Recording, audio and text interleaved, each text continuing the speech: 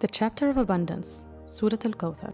The third verse says, Inna shani'aka huwa al-abtar, meaning, it is your enemy who is al-abtar.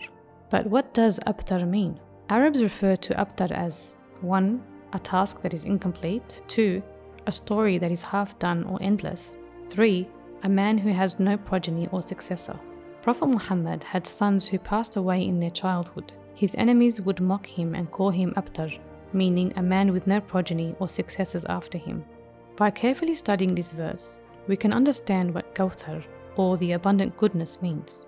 Fatima alayhi salam, the daughter of Prophet Muhammad, peace be upon him and his progeny, was the only child from whom 11 Imams were born.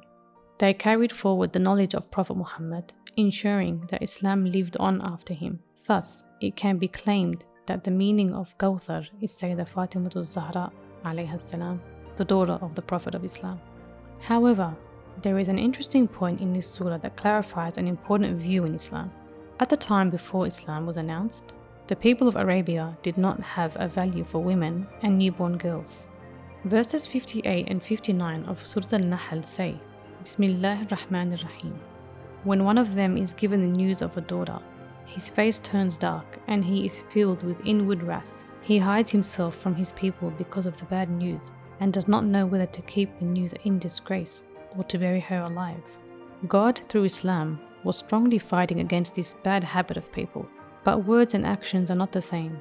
The fact that the only child of the Prophet of Islam was a daughter, and that his lineage continued through this daughter, sends a clear message not only to the people of that time, but to all people in future times.